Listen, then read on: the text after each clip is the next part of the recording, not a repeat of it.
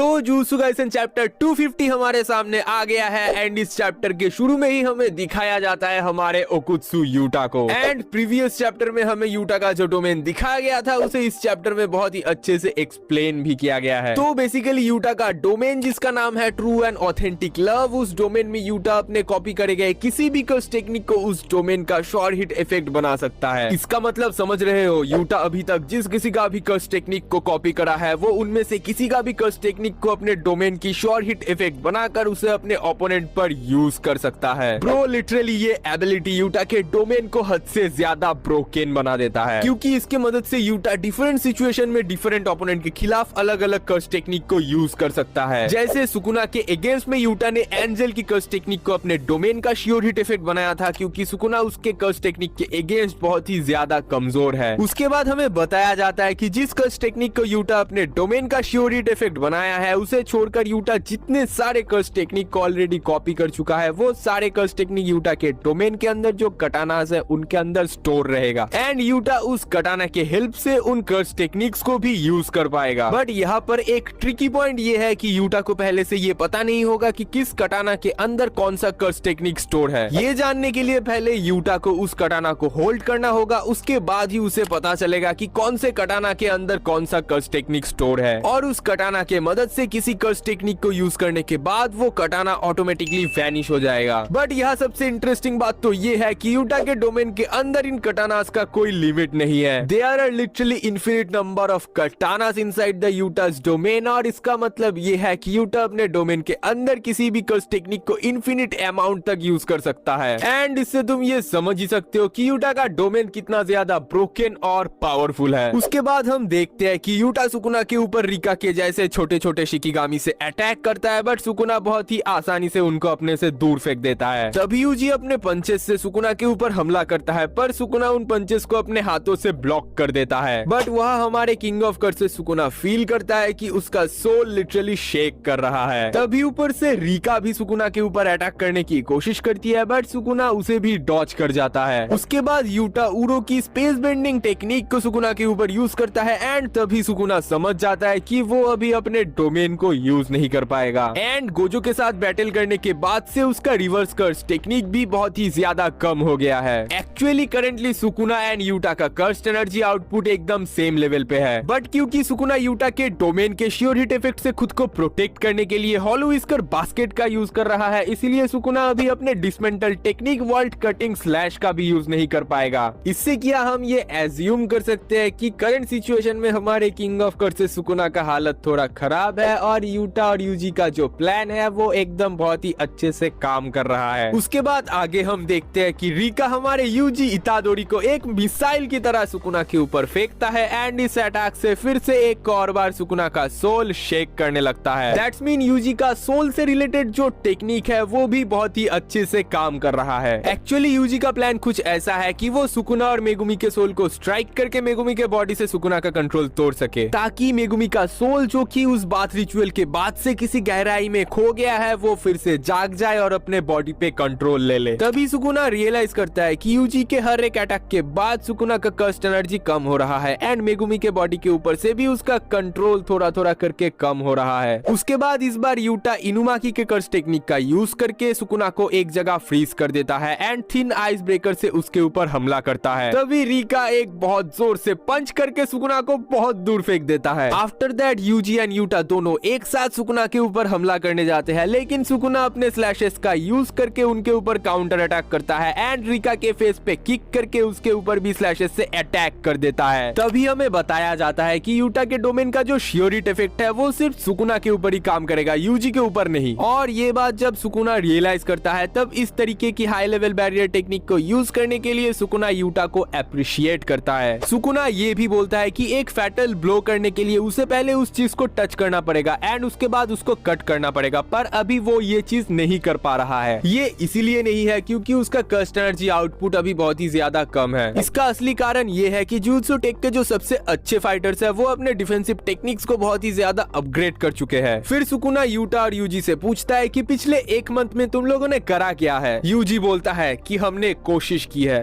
But Utah बोलता है we cheated. Utah सोचता है कि अगर गोजो ने सुकुना के साथ बैटल करके सुकुना के पावर्स को सप्रेस नहीं किया होता तो हम पलक झपकते ही मार दिए जाते और हमें हमारा रिवर्स कर्स टेक्निक यूज करने का टाइम भी नहीं मिलता। एंड दूसरी तरफ हमारा यूजी सोचता है कि सुकुना को हरा के इन चीजों को अगर यही नहीं रोका गया तो उसके बाद जो चीज होगा वो सब यूजी इमेजिन भी नहीं कर पाएगा। उसके बाद यूटा चार्ल्स के कर्स टेक्निक को यूज करके फ्यूचर देख लेता है एंड सुकुना के मूव्स को प्रेडिक्ट करके उसे फेस पर एक बहुत जोर से किक करता है। पर यहाँ पर मुझे ये समझ में नहीं आ रहा है कि यूटा ने चार्ल्स के कर्स टेक्निक को देखा कब और उसे कॉपी कब किया, क्योंकि मांगा में हमें यूटा और चार्ल्स को कभी भी एक साथ नहीं दिखाया गया है। उसके बाद लिटरली सुकुना गिनने लगता है कि भाई यूटा के पास आखिर कितने कर्स टेक्निक है। सबसे पहले एंजल की कर्स टेक्निक जेकॉब्स लैडर, उसके बाद उरु की स्पेस बेंडिंग टेक्निक, ध्रुव की शिकिगामी वाला टेक्निक, इनुमाकी का कर्स स्पीच टेक्निक एंड चार्ल्स की फ्यूचर साइड टेक्निक। सुकुना ये भी सोचता है कि क्या यूटा गोजो का इन्फिनिटी भी यूज कर सकता है, बट इंस्टेंटली समझ जाता है कि नहीं, यूटा उसको यूज नहीं कर पाएगा। एक्चुअली में इन्फिनिटी को यूज करने के लिए किसी यूजर के पास 6 साइज का होना जरूरी है, बट विदाउट 6 साइज इन्फिनिटी को यूज करना काइंड ऑफ इम्पॉसिबल है। एंड भाई इसके बाद जो होता है उसे देखकर लिटरली मेरा खरा हो गया था। यूटा उरो की स्पेस बेंडिंग टेक्निक को यूज करके उसके अंदर से एक स्वॉर्ड को सुकुना के तरफ घुसा देता है एंड सुकुना उस स्वॉर्ड को पकड़ लेता है, बट तभी यूटा सुकुना के ऊपर सुकुना की खुद की कर्स टेक्निक क्लीव को यूज करता है एंड सुकुना के पूरे फेस में कट्स एंड स्लैशेस लग जाते हैं। एक्चुअली में अभी यूटा ने जिस कटाना को यूज किया था उसके अंदर था सुकुना की curse technique cleave and dismantle, और अगर यूटा ने इस कर्स टेक्निक को अच्छे से यूज कर लिया तो भाई अब सुकुना के असली में लगने वाले हैं। और दूसरी तरफ से हमारा यूजी भी डायरेक्टली सुकुना के सोल पे अटैक कर रहा है। तो क्या फाइनली हम ये बात कह सकते हैं कि हमारे किंग ऑफ कर्सेस इस बैटल में हारने वाला है? मुझे तो नहीं लगता। ऑब्वियसली सुकुना इतनी आसानी से तो नहीं हारने वाला है। एंड यहीं पर ये चैप्टर खत्म हो जाता है और चैप्टर के एंड में हमें बताया जाता है कि सुकुना's own slashes rains down on him। इसका मतलब ये है कि सुकुना के खुद के स्लैशेस अब उसके ऊपर ही गिर रहा है। और एक गुड न्यूज ये है कि नेक्स्ट वीक में कोई ब्रेक नहीं है। इसका मतलब नेक्स्ट चैप्टर में भी 14 फेब यानी कि वैलेंटाइंस डे के दिन आएगा। और मुझे पता नहीं ऐसा क्यों फील हो रहा है कि नेक्स्ट चैप्टर में कुछ बहुत ही बड़ा होने वाला है, बट जो भी होगा वो हम देखेंगे चैप्टर 251 में। पर उससे पहले अगर आपको ये वीडियो अच्छा लगा है तो वीडियो को लाइक करना, और अगर ऐसे वीडियोस और देखना है तो चैनल को सब्सक्राइब करना। तो आप सभी के साथ मिलते हैं नेक्स्ट वीडियो में, तब तक के लिए it's your Joy signing out.